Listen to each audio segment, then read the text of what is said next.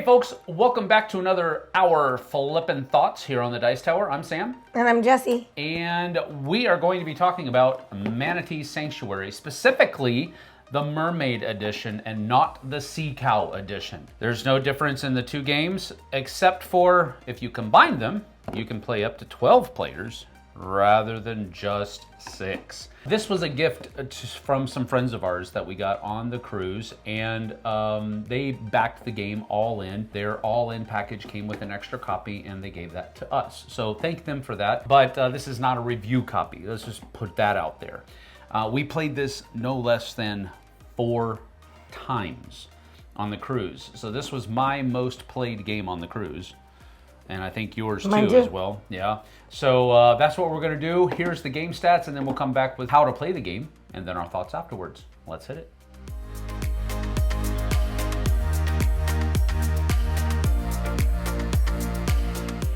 The game is basically going to take place in 3 different rounds, and each round, players are going to go through 4 different phases so that you can build out your sanctuaries, save some manatees, and score some points, and make sure they get fed. The first phase of the game is going to be the draft, but really what you're doing here is you're dividing the cards up into 2 different groups. You can go with a group of 3 and 2, or you can go with a group of 4 and 1, either one of those situations, but you have to split up your cards, and then you're going to pass them in the first round to the player on your left. Once you've done that, they're going to take a look at the card groups that you've made and determine which one they are going to keep, putting it below their board, and which ones they're going to return, putting that above their board like that. And once all of the players have made that choice, they're going to give the cards in their return pile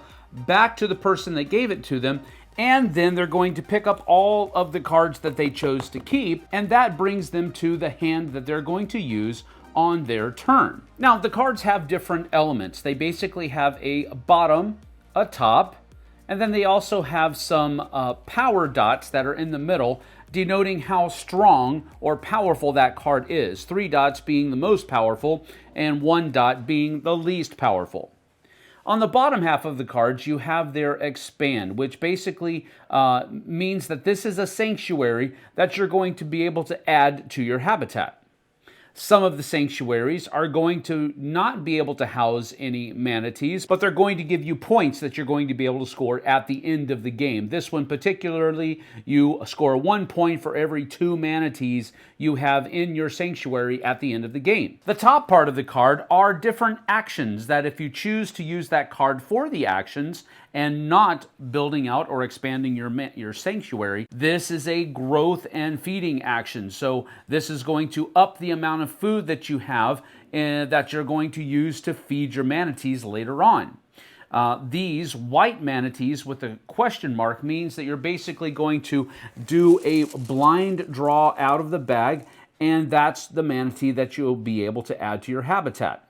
So this one over here, you're able to draw 4 different manatees. Now, you'll also notice that there's a little yellow triangle warning sign. And that basically means that you have to look at how many yellow manatees are already in your habitat, because they are playful and they attract more manatees. So for example, if I drew this one, I would have to look in the bag and draw a yellow one out, and then before I place this into my habitat, I'll be looking to see how many I have. If I have 3 more, I'll have to draw 3 more manatees to put into my habitat. Now, when you expand your habitat, you're going to be trying to complete different flowers, because a complete flower is going to up the amount of food production that you're going to be able to have. Now, building out your habitat is one of the more thinky things in the game, and because you do want to maximize how many flowers you're completing. So I could do something like that, and then I could do something like this, and that has completed 2 flowers. Now, when I complete a flower, this is going to go up like this, and then I'm also going to gain a food for every flower I've completed. But then, let's say that I want to complete some more. I could also do this right here, and then that would complete 2 at the same time. So now I've completed 4. This needs to go up 2 more times, and this needs to go over 2 more times. And now I've pretty much finished completing my habitat. But then I have 2 more cards left that I need to play, and I'm going to play them for their actions. So the first card I'm going to play, this gives me 2 growth actions. So I look at how many flowers I have completed, and then I multiply that by how many growth actions I get for that card. And so we have 4 times 2, that's 8. I get 8 more food, which brings it up to 12. And then I'm going to play this card, which allows me to draw 3 manatees randomly from the bag, and those are going to go into my habitat. Now, each of the different animals are going to take up a different number of slots, and that's all on your board here. Gray manatees are going to only take up 1 spot, and pink manatees only take up 1 spot, but yellow manatees take up 2, so keep that in mind. So with this configuration here, I could put 2 of my manatees here, and we're completely good. And then I have another one here, and I have extra space here for later on. But now I've been able to house all of my manatees. If you're not able to house all of your manatees, the ones that you don't have room for, go back into the bag and you lose 1 point for every manatee that you had to do that with. But now that I've expanded and done all of my actions, now it's time to feed my manatees, and so I'm going to look at how much I eat. The pink manatees eat a little bit more than the other ones, so they require 2 food each, and my gray over here requires only 1. So I have to spend 5 food to do all of that. So I move my 12 down to 7, and this goes down to a 0 here. And now I have fed all of my manatees. The next thing that happens is scoring for the manatees that we have. And depending on which round we're in, each of the manatees will have a different score value. In the first round, pinks are worth 6 each. So that gives me 12 points.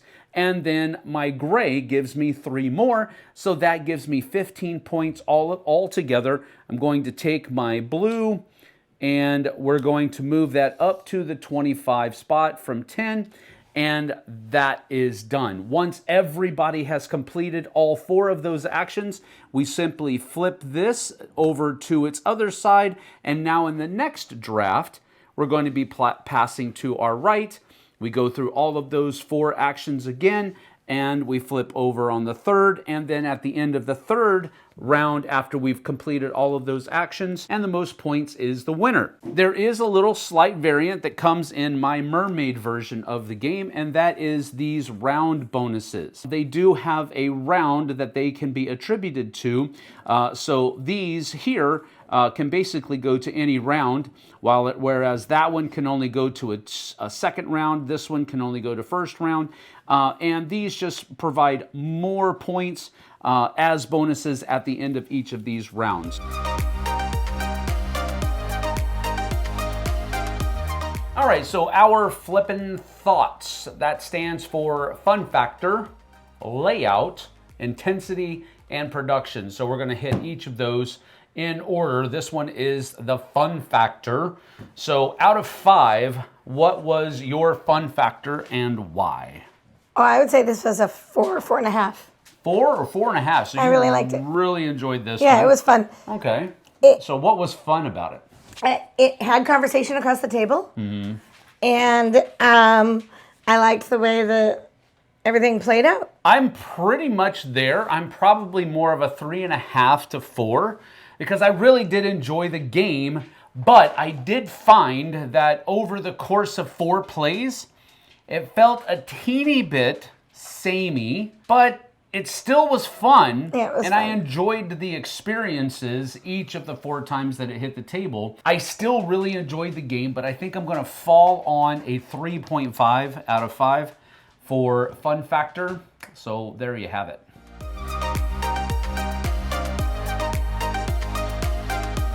The mechanisms involved, I do enjoy tile placement, which is generally the mechanism that you're using as you're expanding your habitat to house all of your manatees. I also enjoy drafting a lot, which this has. Now it's a little bit more of a I pick, you choose style of drafting, but that's exactly what you're doing. So I like the choices that are there, and I like the I pick, you choose vibe that it had going on. What about you? I also like the I pick, you choose. Only problem I had with it is you end up with two piles in your hand. It was very easy to mix them up. I like the way that the manatees can be on the places in different locations and how they have different effects where they are. And I liked the mechanics of the yellow manatee in there, how that throws all your numbers off. I really liked it. Playful yellow manatees. The playful little yellow manatees. Yeah. Caused a bit of havoc, and I liked it. Yeah, the puzzle of how many manatees you can fit on each square of your sanctuary is an interesting puzzle. And it's interesting that you mentioned that and the yellow manatees that are playful and draw more, because that's what really makes it kind of it's a really unique mechanism. It can be almost a catch-22 because you have a lot of space in your sanctuary, but if you have a lot of those yellows out there, you're just going to be drawing a lot more manatees. I did enjoy all of the mechanisms here, even the pull from the bag mechanism, which I don't normally enjoy. I usually like it when you have your own personal bag and you know exactly what's in there. Because of the lightness of the game, this was an okay for me. It wasn't something that I'm like, ugh, don't like that. I enjoyed everything that the game had.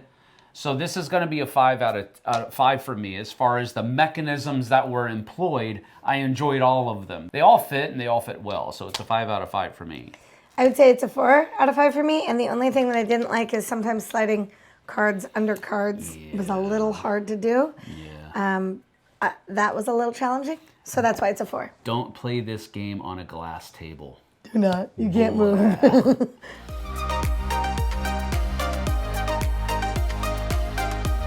How complex this game is, and normally out of 5 is higher complexity, a super heavy game. A 1 is a very low complexity, and I would say that this is going to be right around the 2 for me. A 2 is going to be denoting that there are very simple, intuitive mechanisms, but how much you have to think about some of those mechanisms raises it up to a 2, I think. So it's a 2 for me, 2 out of 5. I would say it's a 2 for me also. It was not hard. The first time we played it, I made the confused face because I didn't understand what we were doing. But the second, third, and fourth time, I had it all down and I had no problem. So I would say that this is not a complicated game. It's a 2.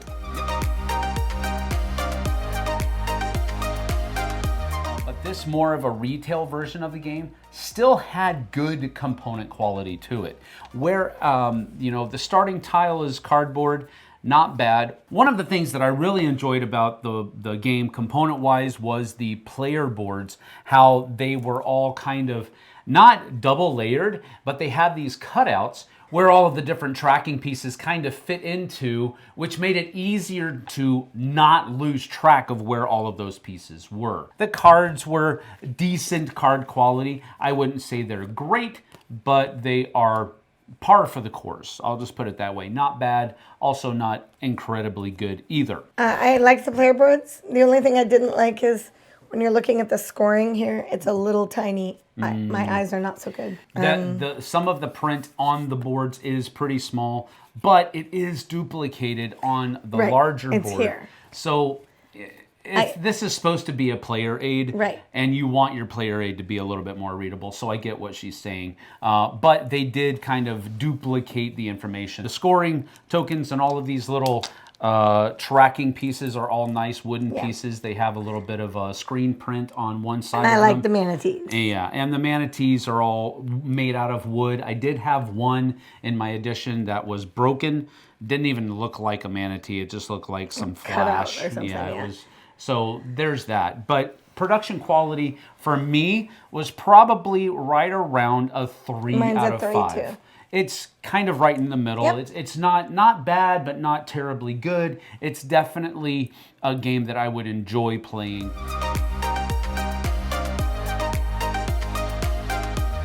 So our final rating for us is going to be based out of 10, because that's what we do here on the Dice Tower, a number out of 10. And so what would be your rating of Manatee Sanctuary? I'd say it was like an 8.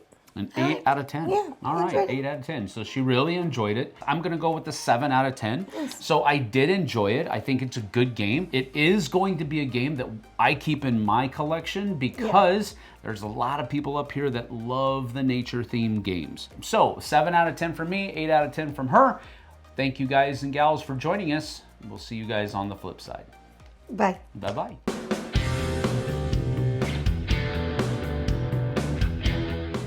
Hey everybody, thanks for watching this video. If you like this review or whatever you just watched, wasn't it amazing? Check out our channel, Dice Tower. We have all kinds of things. We review games, we do top 10s, we play games live. It's all about board games, but especially the people who play them. Check out Dice Tower YouTube channel.